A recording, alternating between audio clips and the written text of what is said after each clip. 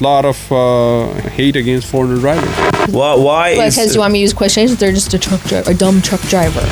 Hey, but you got to remember, I'm in the industry. You're not. Idea for I like that. You need to get some crazy glue or something, Gorilla Glue, and glue your glass right down to the because rim. it's moving. That's why you're saying it. Yeah, that's a great idea though. Yeah. That's cool. It's actually me. Is this 2 tires you blew or? No, it's this just idea we came.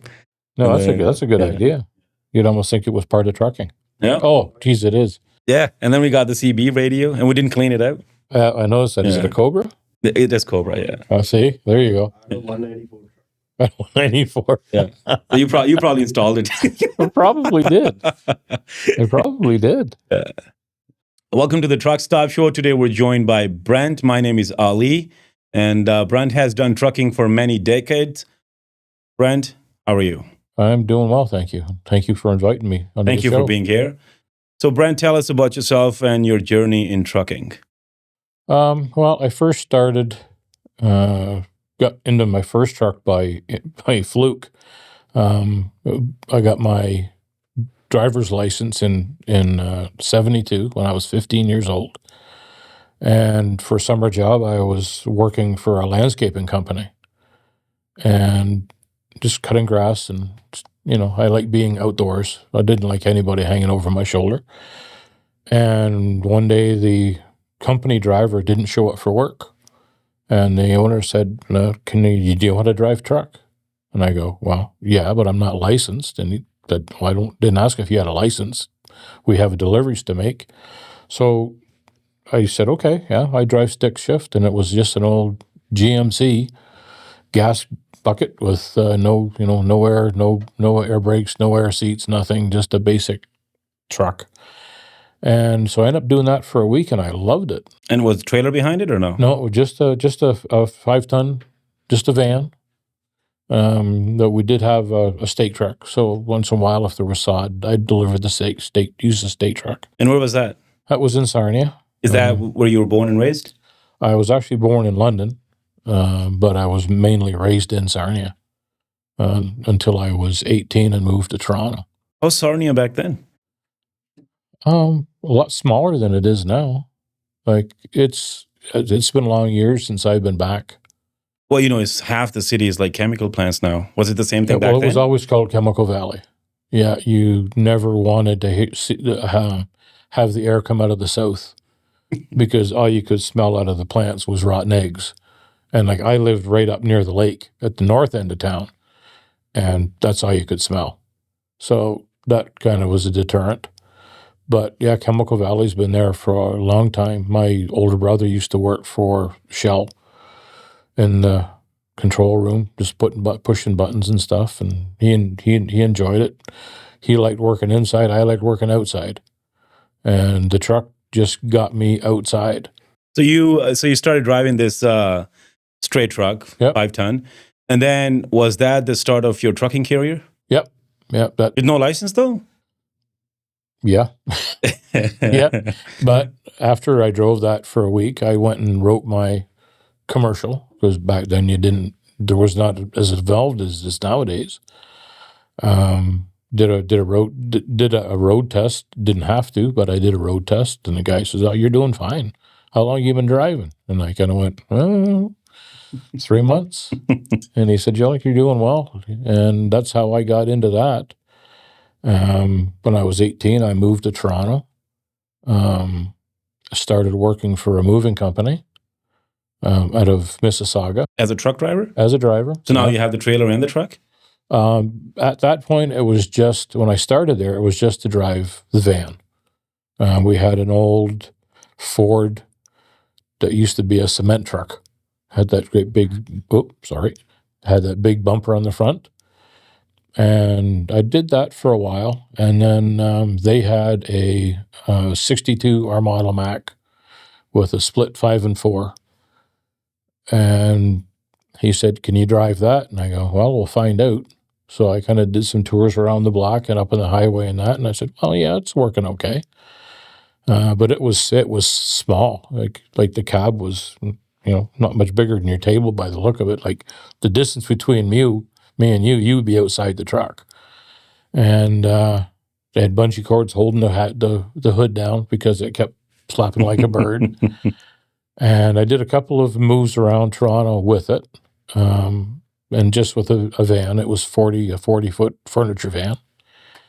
And we had a customer that decided he was moving north to Thunder Bay. So the boss said, "Can you take the truck to Thunder Bay?" Same truck. Yeah, this truck. And he said, "But you're taking 2 swampers with you." And I go, "There's no way 3 of us are fitting in that truck." And because at this time, the highways, it was only 2-lane. And I was good on the flats and on the hills. Going downhill, not so much. I'd have to stop at the bottom of every hill, figure what gear I was in and start all over again because it's, an auxiliary transmission and a main transmission. And we figured it out. It took us 27 hours to get to Thunder Bay. Where do you guys sleep? In the back of the trailer. Wow. And I hope it's summertime. It was spring, so it wasn't too bad. When we packed the truck and knew it was that, we just actually took the owner's mattress and put it on top. So that's where the third person went when we were driving. When you do stuff like this back then, Brent, to me, a guy somewhat newer generation can process all of this. But, I mean, it's unsafe, right? Well, for the guy in the trailer, I had my seatbelt on. No, but so did the passenger. Right. No, it wasn't right. No. It's not right. But there is, so how come, you guys managed to live? It was a struggle, but trucking back then wasn't easy. It didn't have a lot of the commodities they do nowadays. Mm-hmm. Even going up across the lake, trying to find places even to stop and grab dinner. Once you get past Sault Ste. Marie, there wasn't much. You get maybe to Terrace Bay or Wawa going across there. I never liked going across 11. That was just way too isolated. If you break down, you're really in trouble. But we probably did a lot of things, we shouldn't have. Back then, there was no logbooks back then. So we basically drove till you dropped. If you were smart enough, you drove before you dropped. That trip to Thunder Bay, unfortunately, the other 2 guys didn't know how to drive truck. They both had car licenses, but they didn't know how to drive truck.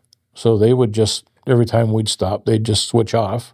The other guy jump in the trailer. And were there scales on the highway back then? Probably, but we tried to make sure we went by them when they were closed, just in case they wanted to check inside the trailer. Was this truck air brakes? No hydraulic brakes, no spring suspension on the truck and trailer. It was a Armstrong steering. Steering wheel was like this big. It was half the size of the cab. But yeah, you really had to work a truck back then. It's not like nowadays where everything's air, and you had to earn your money back then.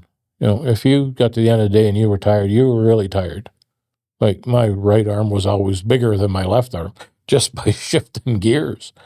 But I got better at it. I did that for almost 6 months. I worked for him.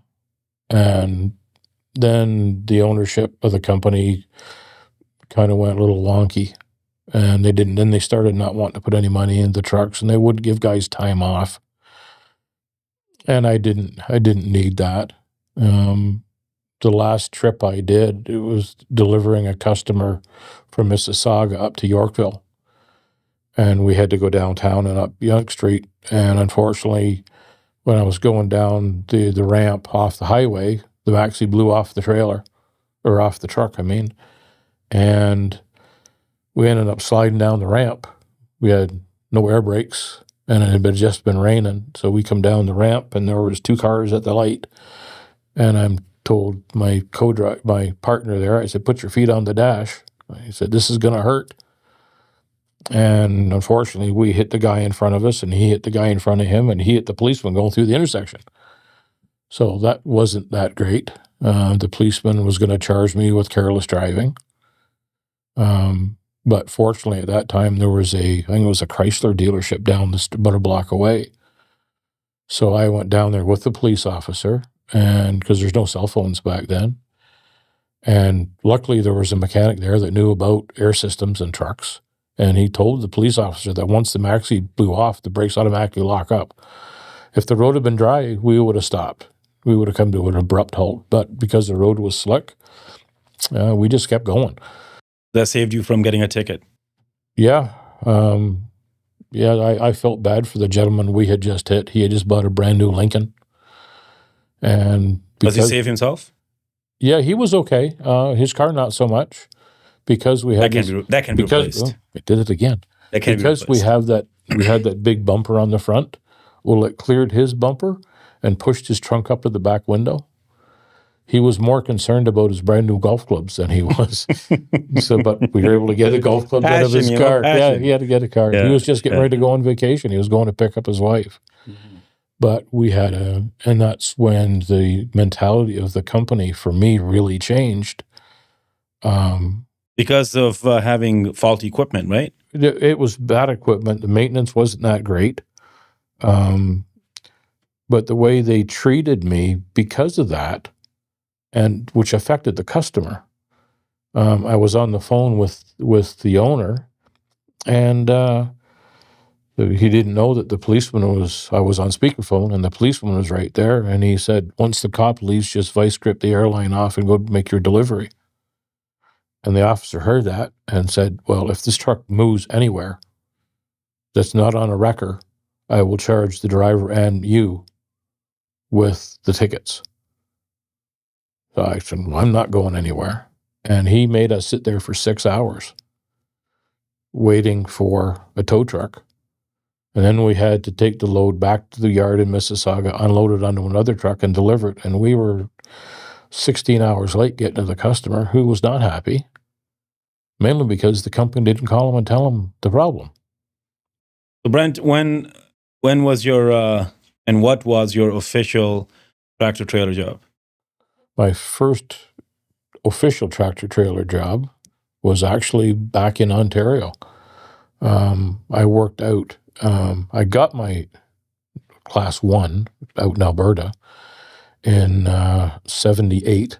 So you got your license in Alberta? I got my truck license. And when I moved to Alberta, I had to surrender my Ontario license and got an Alberta license. But I had to... They kind of did it 1 for 1. I had that and a motorcycle on my license, but to get a commercial license out there, I actually went through a college out there, Mount Royal College.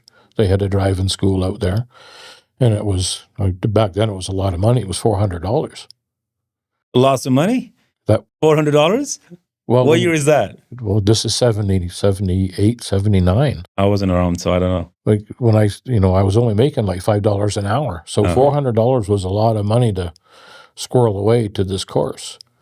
But that's where I got my license. I still drove for a couple of companies. I hauled explosives for a while. And I started driving for the company, just driving straight truck, hauling explosives into Saskatchewan, Alberta, and BC.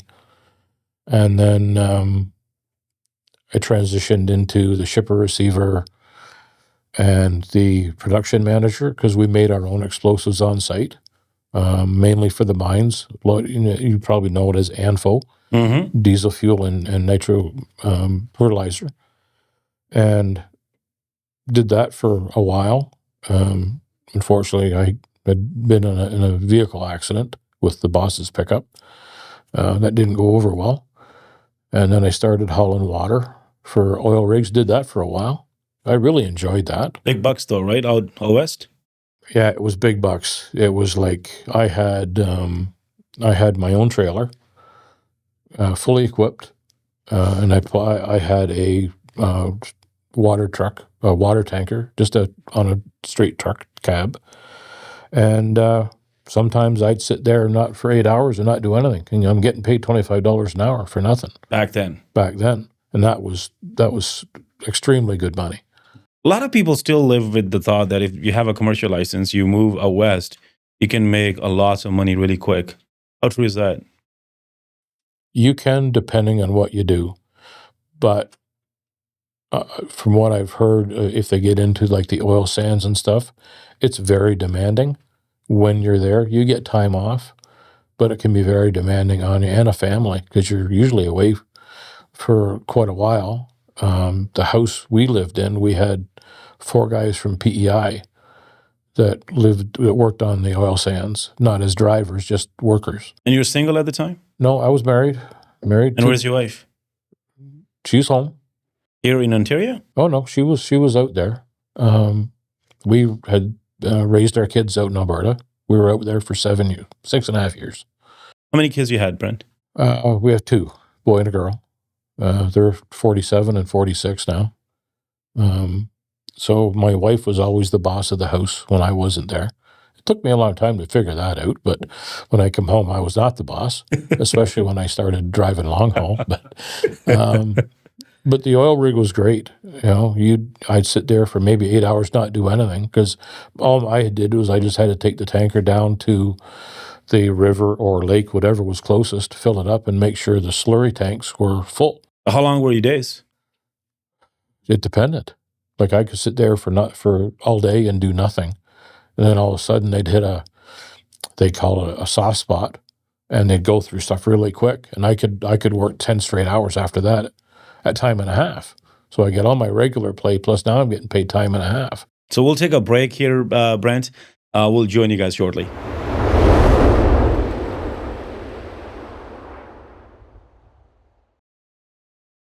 Welcome back to the Truck Stop Show. We'll get back to Brent on his journey in trucking. Brent, so you spent some time in Alberta? Yeah, I did. Was hauling explosives. The best trip we had is we would haul in the wintertime. We'd haul explosives up to Yellowknife. We'd cross the Mackenzie Ice Bridge to get to the airport. So you've done that stuff? Yeah. So back then, was there enough infrastructure for trucks? Going north, no. There was a fairly decent truck stop at High River, but where you stop to cross the ice bridge, there was a little shack, really, but it had great hamburgers. I never asked what kind of meat it was. It was tasty, but the washroom was a bucket in the shed. That was their washroom. Brent, I want to stop you. This is the beauty of trucking. Young guys, when they get into this, they get to see stuff nobody else does, right, Brent? Oh, yeah. Imagine back in the 70s, driving from Calgary or Alberta to Yellowknife.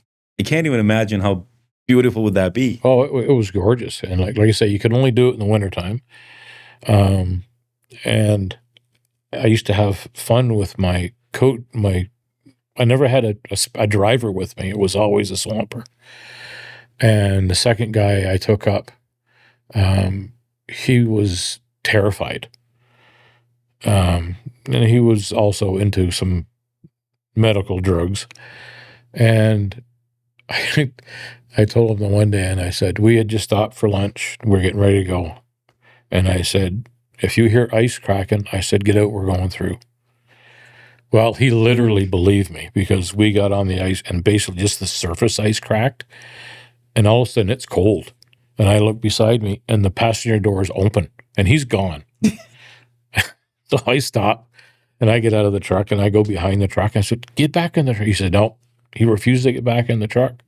So I had to go back in the truck, get his coat for him because he's out there in a T-shirt. What temperature is this? It's 30 below. Wow. And the ice bridge is 1.5 miles long. And he literally walked behind me the entire time. He would not get in the truck. Wow. Until we got to the shore on the other side. Then he got back in. And it wasn't until I got to the other side that I realized how dangerous it was up there by seeing the amount of trucks that were in ditches and rock cuts and in trees because they didn't know how to drive on that type of road. Because it was literally, even the roads were not that great. And they wouldn't even think of pulling the trucks out till spring. Like they were literally buried in snow. And one trip, I counted 9 trucks in the ditch. And they had 2 different bridges. They had ours for commercial vehicles, and you had to go by the rules. Like you were not allowed to drive more than 20 miles an hour across the ice because you build a surge up underneath the water, and then you have to slow down. I did it like 100 feet before the shore to let the wave underneath subside so it didn't crack the Brent, shoreline. in couple sentences, for those who do not know what ice bridge is. It's basically they have up there, the Mackenzie, the ice is roughly about 4 feet thick, and all they do is they plow. They get graders up there and plows, and they plow across the ice, and they make it. I guess it's probably about 100 feet wide, and you just drive strictly on the ice. Just basically driving on the lake. Yeah, river, the Mackenzie River. Right. Yeah, but it was up by the Great Slave Lake, and so you really had to pay the rules. If you didn't do what they said, they wouldn't let you back. So they had the bridge we had for commercial vehicles, down apparently about 2 miles down river.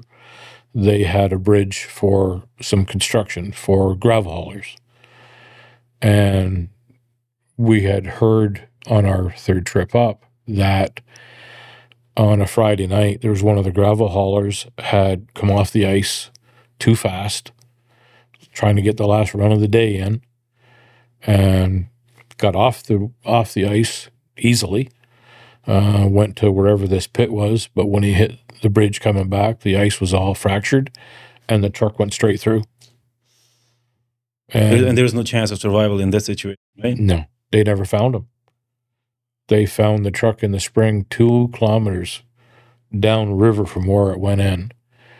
And it's a pretty fast flowing river, apparently. I've never been up there when the river's flowing. But apparently the truck had just tumbled and tumbled and tumbled. There was nothing left. And like I say, they had never found the driver.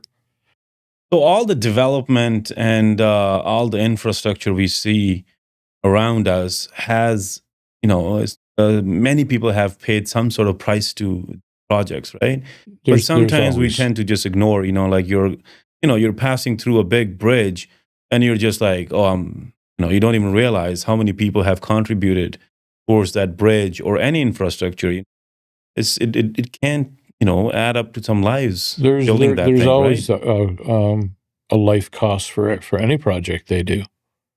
You look at how many people died building the railway going across. They say a rail worker died every mile of track, and that's a lot of miles.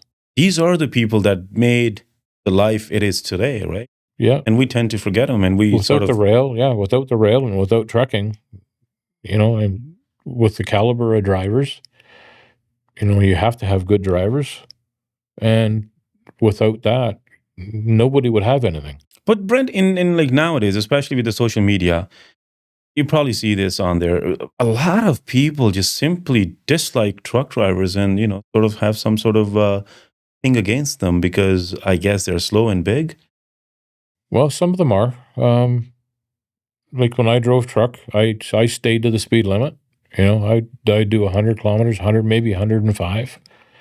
But, you get guys up there that, with these big 500 horsepower cat engines in them. And, no, it hasn't been until recently they put a limit on trucks. But you get guys doing 120, 130 in a truck, and you don't think about that. But now he's 130 miles an hour or 120 kilometers an hour. And he's a liability because now his reaction time is considerably reduced.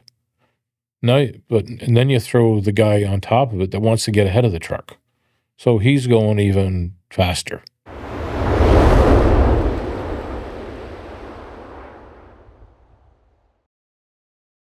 Welcome back to the Truck Stop Show. So Brent, you're telling us about your journey taking loads out of Alberta to Yellowknife. Yeah, and we'd take them up to the airport.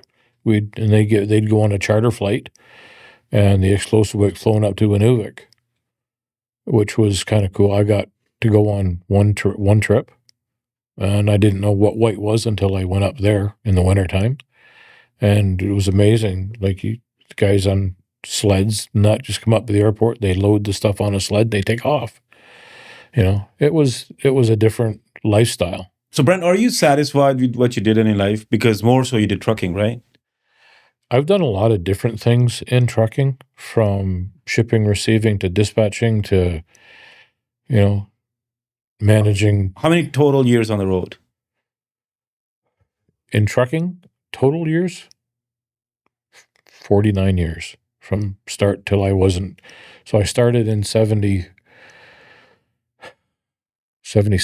and the last truck I drove was in 2004. And then after that, you were still in trucking, right? Yeah, I was still in trucking. I was actually working for a company here in town, and unfortunately I got hurt at work, not paying attention really to what I was doing. It was partially my fault. I had just fueled my truck up, and I thought I was done for the day. And the boss says, "Can you fill Frank's truck up? He's running behind." So with the combination of ice that was on or the diesel fuel that was on my boots and the ice that was on his step, I slipped off and tore the front part of my shin wide open. So that kind of set me back, because then part of the thing got infected. And Brent, what's the importance of doing the 3-point contact and, getting on and off the truck? I was actually doing that. I was holding onto the door, and I was holding onto the handrail, but my foot I didn't have a good footing. I thought I did, but it just not. So I learned, you learn the hard way, like getting hit by swinging doors because you don't latch them properly when it's windy. And trucking is a job where you have to be observant all the time. Doesn't matter if you're moving, if you're stopped, you definitely have to pay attention to what you're doing. There's no gray areas. It's either white or black. If you don't pay attention, you're going to get hurt. Brent, let's bring the family and trucking into our conversation here. So how long you been married? 49 years last month, or in October. And how do you manage to keep a relationship when you are trucking at the same time? Because apparently that is one of the hardest things for truck drivers, to maintain a relationship. I was extremely fortunate that my wife supported me through everything. She literally raised our kids. I used to joke and say, well, I've been married 49 years, but I've only been home for half of it. I found out the hard way that when I came home after a trip, I was not in charge. She was the boss, and she did well. She supported me every turn, no matter who I worked for, whether it was a good company or one of the worst companies in the province. She was there. She was raising the kids. She was doing daycare at the time. So she kept herself busy, but we struck it off right from the start. And you have to have somebody in your corner that's willing to do that. It's a hard thing to have your husband not home. And back then you didn't have the internet. You didn't have cell phones to contact all the time. It wasn't until I started working for a local company in town here that they actually had a bag phone in the truck. A bag phone? Yeah, a bag phone. I do not know about it. Please tell me. It's like CB. It's like a regular phone that plugged into your lighter. And you pick it up and make a phone call? Oh, yeah. Yep. When I had an accident in 97, a very serious one. And I actually called my wife from the company cell phone to tell her I was okay. And she heard some noise, and she asked what that was, and I says, well, they're trying to cut me out of the truck.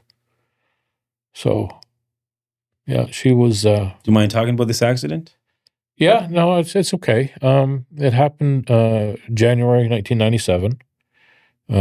We were in and out of whiteouts right from the border. Each side?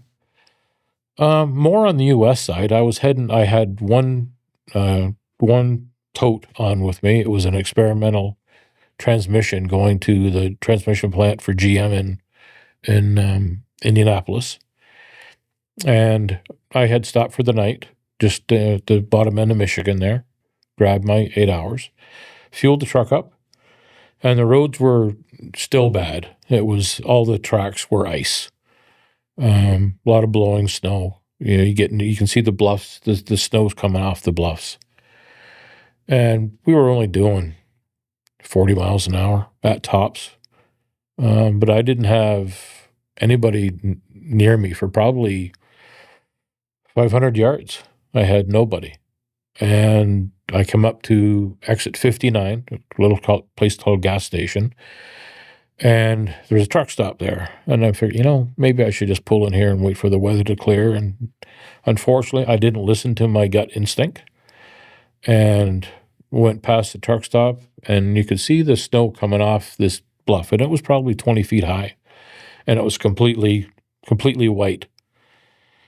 I'm not thinking anything of it. I kind of just took my foot off the gas a bit. And when I got the truck, as soon as the front of the truck got in the snow, there was 2 tractor trailers parked in front of me. So I cranked it to the right because I knew better, don't hit your brakes because that's going to make it worse. But unfortunately, when the truck got to about a 45-degree angle, it didn't go down. It just went sideways. And I still to this day, I don't know how I hit the guy I hit. I had been in the right lane going to the right ditch, but the road curved to the left. So somehow I hit the guy in the left lane. Fortunately for me, he was empty. I pushed him through the median, and his truck was facing southbound in the northbound lanes. And when I woke up on the floor, between the seats, I was leaning against his trailer. We hurt? I had a big cut on my left buttocks. The truck was destroyed. The cab was knocked off the mount to about a 45-degree angle off the frame. Like I said, it took them 2 hours to get me out of the truck. Wow. It was an experience that I wish nobody would ever go through. Your brain does block out any traumatic things. I don't remember the accident at all. I remember what I did just before the accident. And then when I woke up on the floor, that's all I remember. I don't know how long it was before the paramedics got there. But there was these, so you're in a Freightliner, single bunk, that's completely destroyed. Half the bunk is folded up behind me. And these 2 guys, they had to be 250 pounds each, 6'6".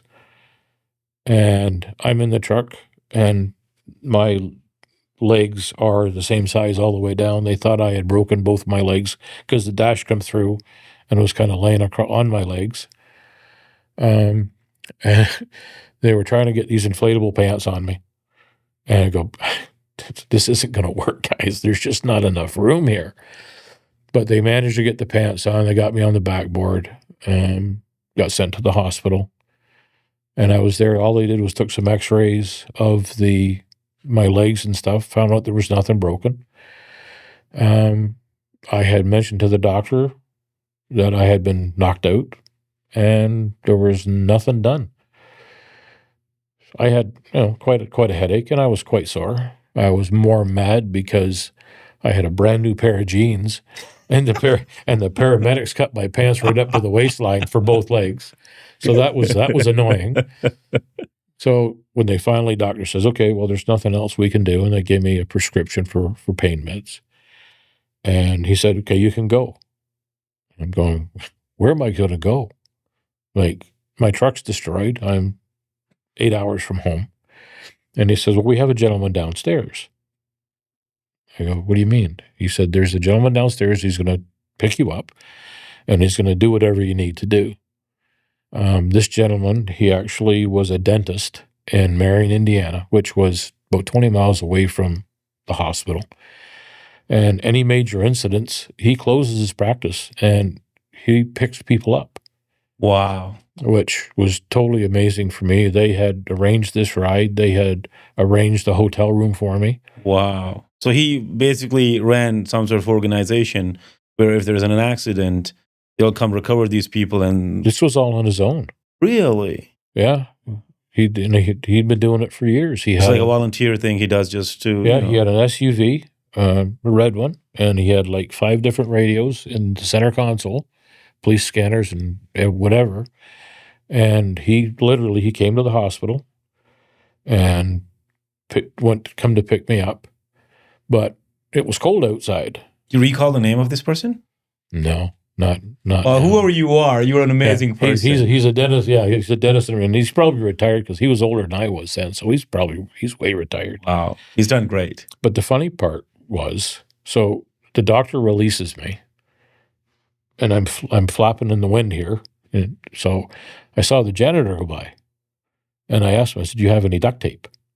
And he goes, "What do you want duct tape for?" And I go, well, look at my pants. I can't go outside like this. So I stood up, and he duct taped my pants to my legs, so I could get out. And so I met this gentleman downstairs in Emerge. He took me to the bank. He took me to the pharmacy. He took me to a grocery store to get some food.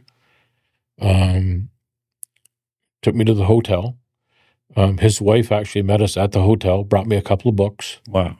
Because they knew I was going to be there for a while. It's a couple thing they did. Yeah, this is just on their own.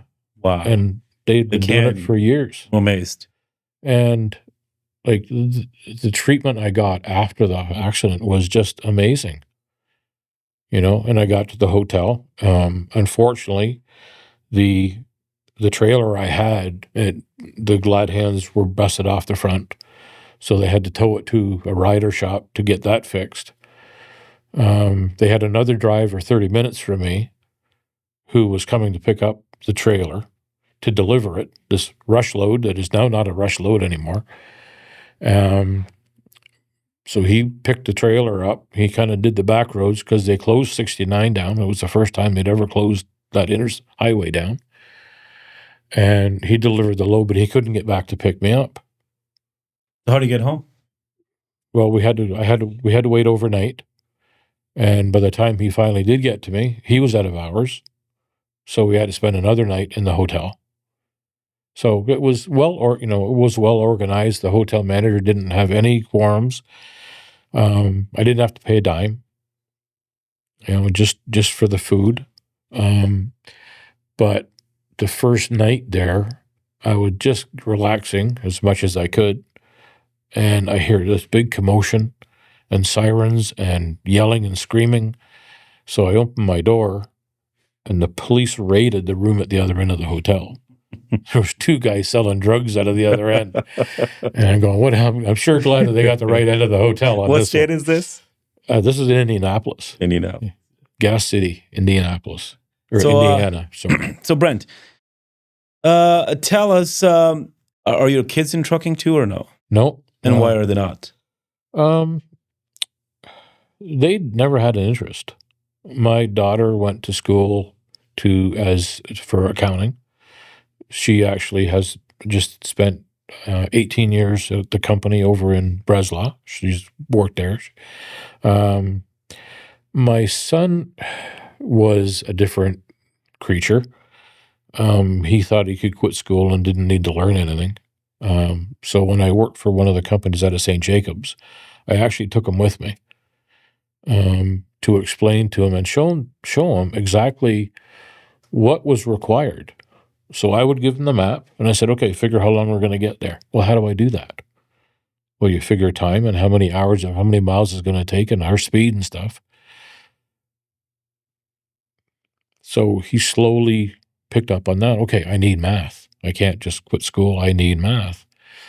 We get into Quebec. We get to a restaurant, and I knew the restaurant, and I knew the people spoke English, but I had the waitress give him a French menu.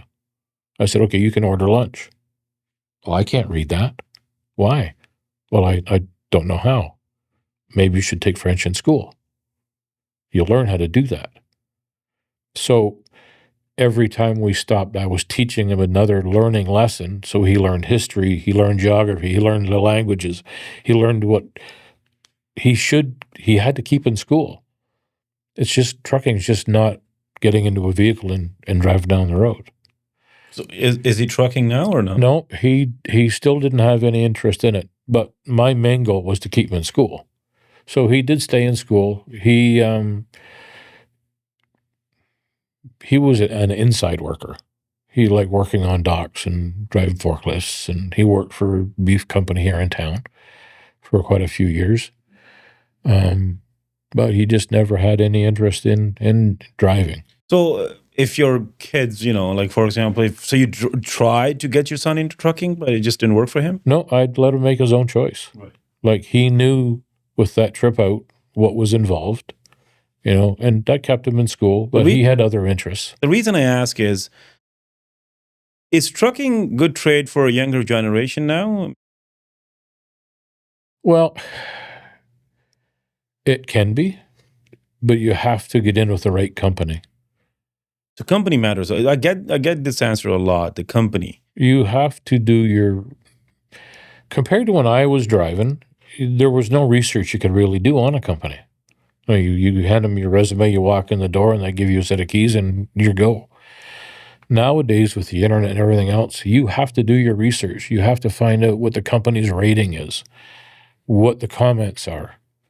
If you go into a company blind, you're not going to do well. How does a bad company look like? On the outside, they look nice and pretty. But you look at their ratings, you look at the comments from drivers that have left the company. But I mean, my question is, what makes a good company bad? What makes the company bad company? The organization, the chain of command. If it's not from the top down to the dispatchers to the drivers, it's not going to work. Like, I've worked for some really good companies here in town that did well. My nephew, both my nephews, they have driven truck. My one nephew used to drive for a company out of North Bay and completely got hosed by them. They would hold his pays. They wouldn't pay him what he was owed. He'd drive into Toronto. He wouldn't get paid for 3-4 weeks. He'd have to get his mother involved to make sure he got his money. And he wanted to be a highway driver. But that first contact with a company that was bad turned him right off. He spent all this money going to a driver's school, and now he drives dump truck. But he drives dump truck for his brother. Mm-hmm. And so they have a very good relationship between the two of them. But your first contact with a trucking company will kind of decide how you want to proceed. Like, unfortunately, when I come back from Alberta, I probably found my first 3 companies were probably the worst 3 companies in Ontario. And what kind of things they have that make them bad? Management attitude. Some of the companies, they were just in it for the money. They wouldn't invest any money in equipment.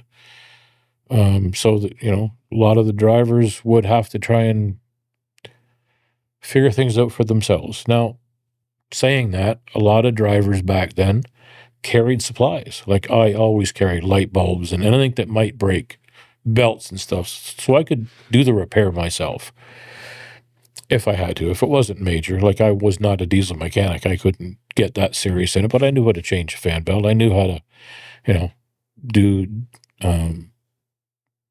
fix if I had an air leak or something, I had the fittings and tubing and stuff, I could do that work. Because I didn't want to get stranded, because we didn't have the infrastructure there is nowadays. The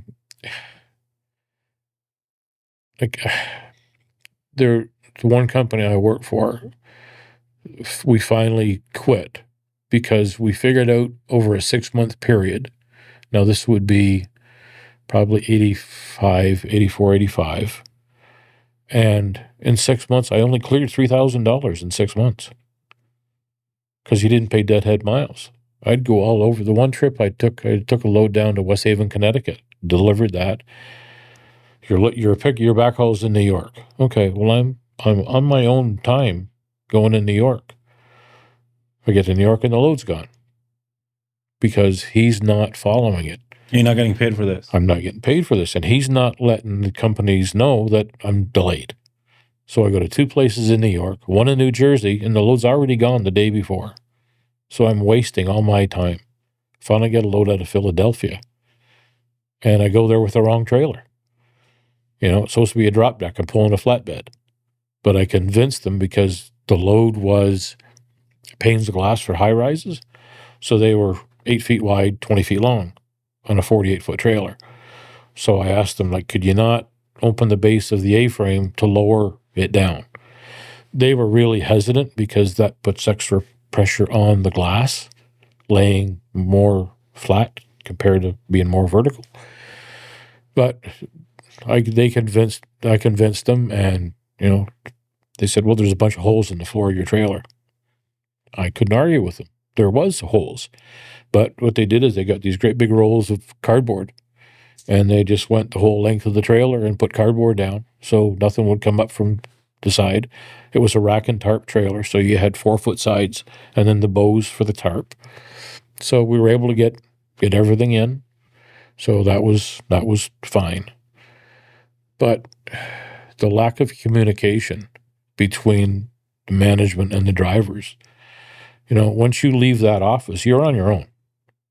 Unfortunately, on the way back, I blew 2 tires. I ran over a 4x4 piece of chunk that fell off of another truck.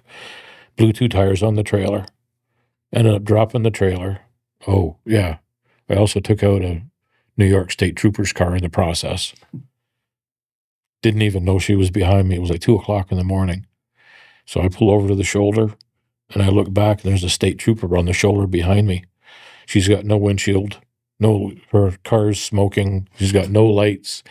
Because when the tires blew, well, they call it a gator. These big chunks of rubber, and she wore it all. It's a little bomb, right? Well, she's not going to do that again. And I said, where did you come from? Because I always check my mirrors all the time. And she said, well, didn't have my lights on. I was just following you.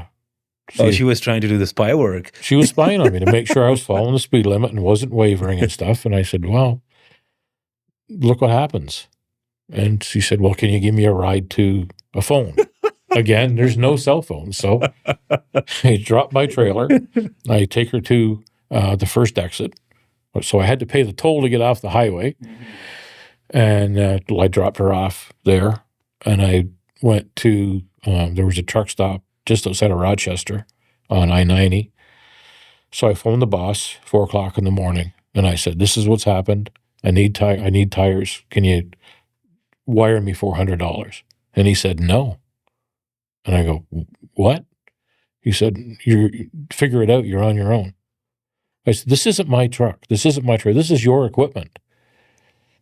And he come up with this, Terry. He says, well, just borrow tires.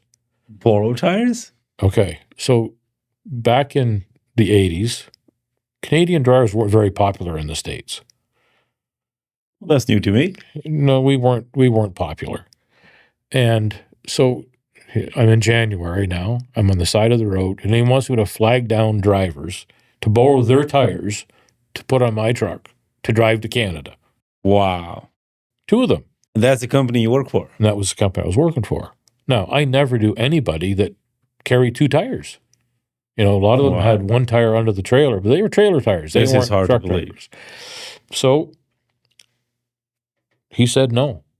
So fortunately, a friend of mine who worked for a company out of Cambridge, he was in the restaurant, and I asked him, I said, where are you going? I was hoping he was going west. He says, I'm going to your EPA. I said, okay. Can you give me a ride to Buffalo? He says, why? Your truck's outside. And I explained to him what was going on. So he said, okay. So I went back to my trailer. I hooked it up, got all my stuff out of it, my personal stuff, my clothes and stuff. And from the truck stop, I had called my wife. I said, can you come to Fort Erie and pick me up? And she said, why? I said, because I'm done. And she said, finally. He didn't let me working for him in the first place. So got a ride to Buffalo. I walked across the Peace Bridge. And it was very cold because it's in the wintertime. Yeah. And she met me at Fort Erie, right at Customs there, and drove home. I went home, had a nice night's sleep. And I went back she drove me back to the yard the next morning because my pickup was there. And the boss said, oh, you made it back? I said, yeah. He said, where's the truck? I said, Rochester. And he goes, why? And I said, I told you I was not buying tires. I was not flagging people down. That was not my responsibility. And he said, well, and then he yelled and screamed and said some very nasty things. And, but that was his mentality. Yeah. His whole thing was, was evading, and I was very slow on the uptake. I had a couple of paychecks that bounced. The one trip I come back and he was out of Erin and I went to fuel, put $400 in, and the guy says, have you got a credit card? I go, well, no, he has an account. He says it's because his account's frozen. So I go, okay, so what do you want me to do now? He says, well, just drive the truck around, park it in the back, and we'll release the truck once he pays us. I says, can I at least get a ride back to the farm? And he said, oh yeah, no problem. We do this all the time. And I'm going, okay. So is that company still around? No. Of course not. No, after I was gone, they had a fatality there. When I had come back from that trip, I got sucked into going back down to get my truck. They put 2 tires on the back of another tractor. This young kid, so we bobtailed down to the truck. He took the tires off and the jack off. He said, there you go. And I said, there I go, what? Well, there's your tires. Yeah, I said, I don't do tires. I don't get paid to do tires. So I went and sat in the truck. And he spent 3 hours changing the tires on the trailer. Wasn't his responsibility. Yeah, but he still did it. Yeah. He was young and didn't know better. And unfortunately, I found out afterwards I had gone to supposedly get my last check, which bounced again. And there's ministries there and the police are there. And I saw the mechanic standing outside. And I go, like, what's going on? And he said, they're looking for the owner. And I go, what's the deal? And he said, well, the ministry showed up with the police this morning because apparently he's tax evasion or something. I forget what it was now. But it was a farm outside of Erin. And when you come up the driveway, his parents had a house on the left. He had a house on the right.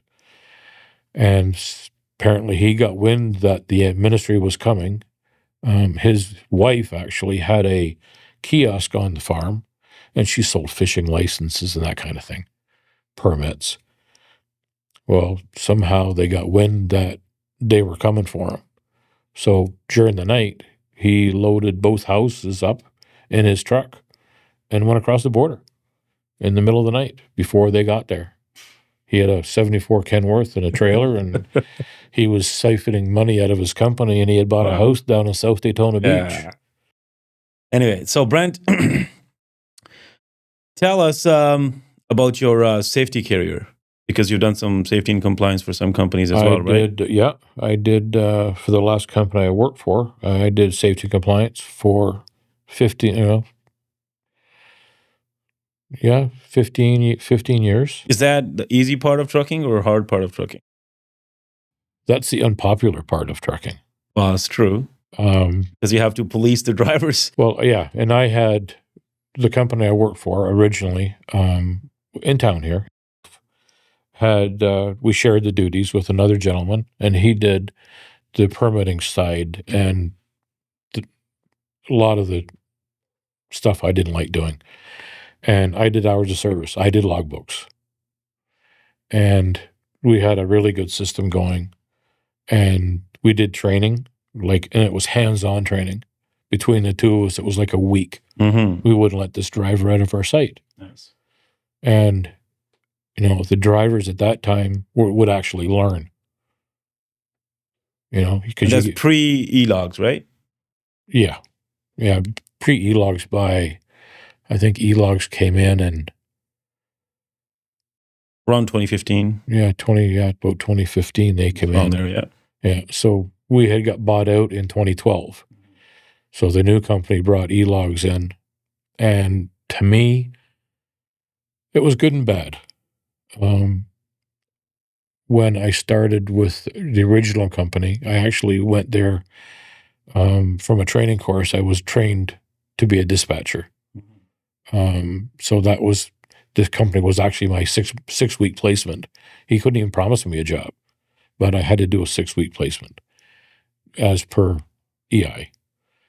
And when I got there, there was a girl that, and all her job was to scan paper logs. And we were all sitting kind of, 4 of us all facing each other, and I'm kind of watching her out of the corner of my eye. And every time a warning would come up on the screen, she'd hit OK and just let it go. She didn't know the law.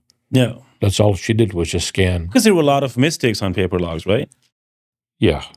So just for the heck of it, one day I watched her for about 3 weeks, and I learned what her system was doing. So I did a print off, and I took the print off to the owner, and I said, "You need help." And he said, "What do you mean?" And I said, "I just printed off the violations for the last while." And I said, "You got 1,500 violations here that's just been pushed through." Yeah. And violations for Not everything. good for audits, yeah. And it was, it could be as simple as the driver not signing it or not filling out his destinations. But the machine picked up on this stuff. And I said, "You need somebody doing that." And we had a visit from the ministry. They did not do well. They had 7 out of 8 drivers failed. Wow. The owner thought they were doing well. He said, "Well, I had 90% on my last inspection." Well, I don't know what happened in that time frame, because I don't know his previous history, but the drivers were getting away with everything. So he reluctantly agreed, and the owner, he hated logbooks. He despised them, but they were a necessary tool. So that's how I got into doing the safety and compliance, the log part. Just for the logbook parts. So that's because the other half of the equation was doing the permits and the other training. Are you in favor of e-logs? To a point. Do you think they do well comparing to paper logs? Well, they're a lot neater. Of you course. can actually read them. Yes. But the drivers that I was overseeing at the last company, they all learned how to cheat on the e-logs. And I would catch the cheating. On the e-log? On the e-logs. I thought there's no way to cheat on the e-log. Well, sure it is. If you can go to a customer and you're physically unloading the truck, but you mark yourself in the sleeper berth, that's cheating. If you're working, you're on duty. Makes sense. But a lot of companies, they let that slide, because if the driver's sleeping or off duty, then he can still keep working after that. He doesn't have to get shut down. But I had no problems voicing my opinion, because it was not right. I had many. And why do companies let that slide? Because they can make more money. From my point of view, anyway. If the truck's sitting, it's not making money.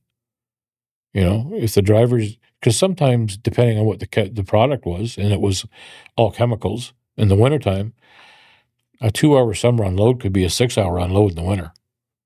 Well, they can't afford to have a truck sit for 6 hours on duty, because it might take the driver 5 hours to get there. So now you've got 5 hours, 6 hours. So now we're on duty for 11 hours. He really can't go anywhere before he has to shut down. Brent, let me sort of do a comparison here in terms of new drivers and old school drivers. Do you think the mindset has changed for drivers in commercial driving? Yeah, I think it has. Which way you think? Positive, negative? There's a lot of negative out there. A lot of drivers, I think, are out there for themselves. They're not for the company. There's not the loyalty there used to be. If a driver can get another penny down the road, he'll jump ship and he'll go down the road for another penny. Isn't both ways? I mean, companies do not care for drivers anymore too. Well, a lot of companies are going to owner operators, mainly because they don't have the responsibility of their expense. They don't have to worry about insurance. They don't have to worry about fixing the truck. They don't have to worry about anything. All they have to make sure is the driver shows up for work. And just to be sure, for those who do not know what owner operator is the driver that owns the truck and takes care of the truck themselves. Correct, compared to a company driver who's being paid by the company and driving their vehicle. Just for driving. Yeah, driving. And so now the company's paying all the insurance and all the fuel, where an owner operator, he's paying all the expenses on his own. Were you ever an owner operator yourself? For a short time. Did you do well? I broke even. I bought a Mac Superliner, and I had a Fruhoff reefer, and I did it for a little bit, but I didn't like the responsibility. I got fortunate. I didn't have any major thing go wrong, and I sold the truck with the contract that I was on, so it was just a matter of me getting out of the seat and driving. Then I went right back to driving somebody else's headache, and that was a good move on my part. Like, nowadays you blow a tire's $500, so there's a lot of expense, and a lot of drivers who become owner operators don't understand that you have to have a kitty. You have to have a certain amount of money put aside as a backup. If you don't, like the company I worked for, one guy had mortgaged his house to buy his truck. Wow. So he had no money. And he's trying to figure out shortcuts. And he wants to be on the road all the time, but he can't because now we're on regulations. And that was when there was paper logs. And I was not popular when I first started doing the paper logs because I was very strict, because we had to be, because the ministry was coming back in 6 months to check again. We got warned. But I think back then, when I started driving, all the drivers, whether it was an owner operator or a company, had pride in what they were doing. The pride is not there anymore? Not really. Like, what's the reason? What do you think is why? What do you think that is? I think it's just the society nowadays. The way people are brought up is not the same. You can't discipline people like you could before. Like nowadays, if you want to fire a driver, you got to go through a whole process of the three steps to fire a driver. Or, I'm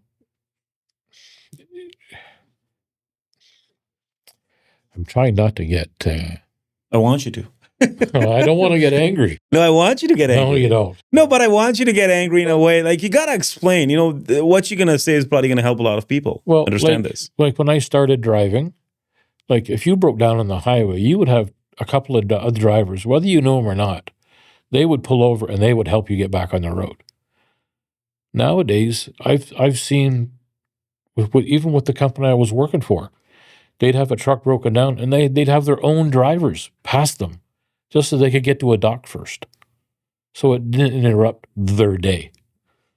They don't care about the other guy anymore. There's no, for me, the camaraderie is gone. And that's a shame. Is it a trucking thing or is it a society thing now? I think it's probably bled into society. There's not caring. You're there for yourself. As a human, we're not developing in. For me, they're going backwards. Like there's no discipline. You're not held accountable anymore. And it's a shame. Trucking industry could be a really, really good place to work. It's a good living. But like I said before, you have to have the right mindset. And you have to have the family backing. We had more than one driver come in, and all of a sudden he wanted to do overnight stuff, which was fine. Well, the first trip he did, he was gone for 3 days. He got back and he got scolded by his girlfriend because he was gone, and he quit.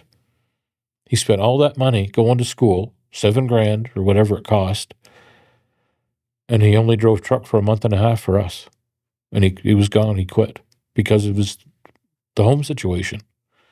And like I said before, if you don't have the backing and the support, you're not going to make it. Like, I know a lot of guys that have been in the trucking business as long as I have, and the family life has supported them all the way through. And that's what kept me going. Like, back then, I started driving with no logbooks. And I worked for a company out of Fergus, delivered into Quebec. And I'd put 110 hours in it in 6 days, sleeping across the doghouse of the truck, just to make money. Money was the driving force, and it still is. Unfortunately, the drivers aren't getting paid. They're probably getting paid as much now as I was getting paid 40 years ago. That part of has not changed. And are newcomer drivers in commercial driving danger to our roads? They can be, but there's a lot of non-newcomers that are just as dangerous. It depends, and then again, it depends on their training. I had, when I was doing this and I was dealing with the ministry doing permitting and stuff, there was a driving school in North Toronto that was training guys on tractor trailer, but they never saw a 401 series highway. They would take them on 80 kilometer highways.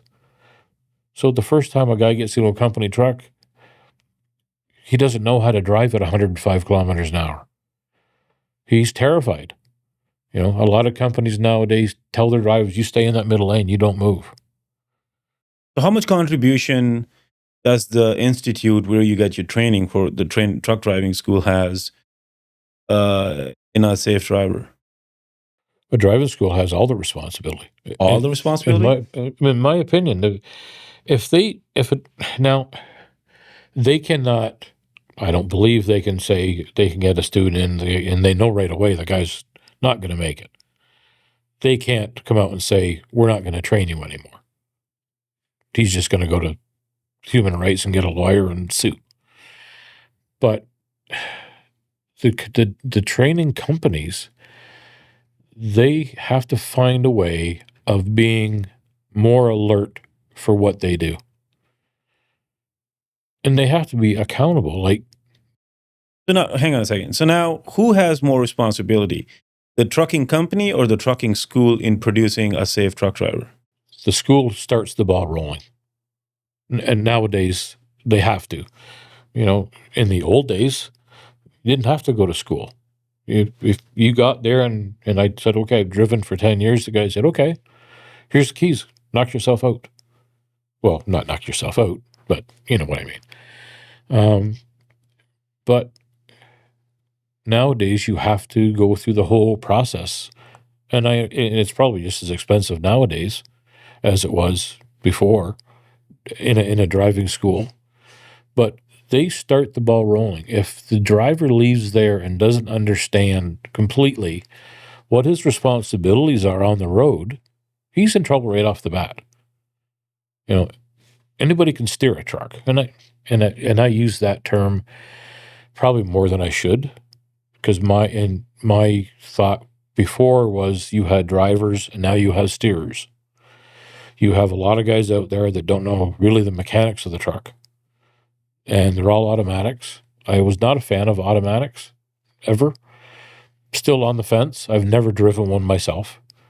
But I've heard good and bad. Some of the senior guys we had at the company, they were totally against it until they got in it and realized, hey, this is a lot easier. I don't have to wear my leg out and have cramps in my legs trying to do the clutch all the time.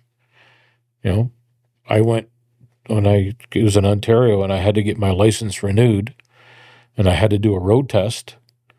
I got penalized because I didn't use the clutch.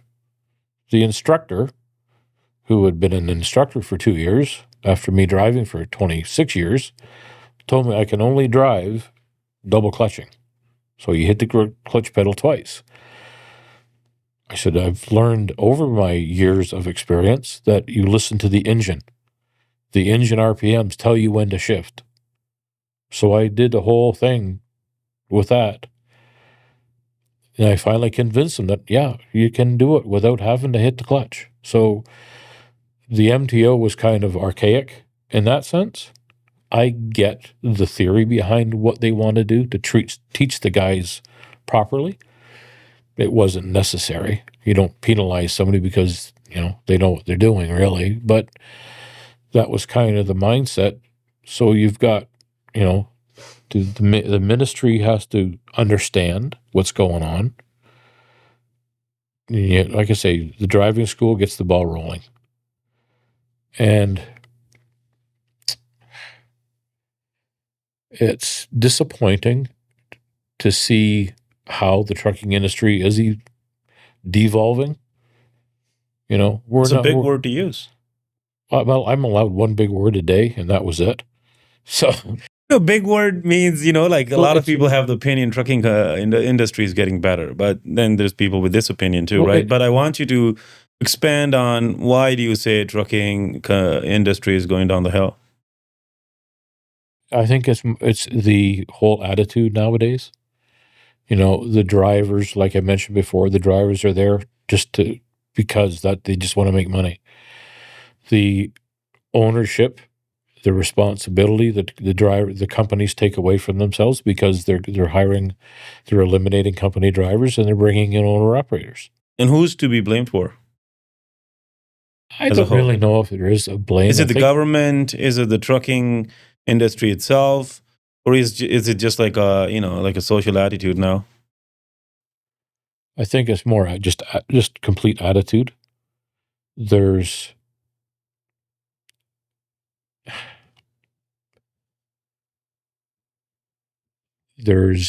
companies that, in my opinion, shouldn't be allowed on the road.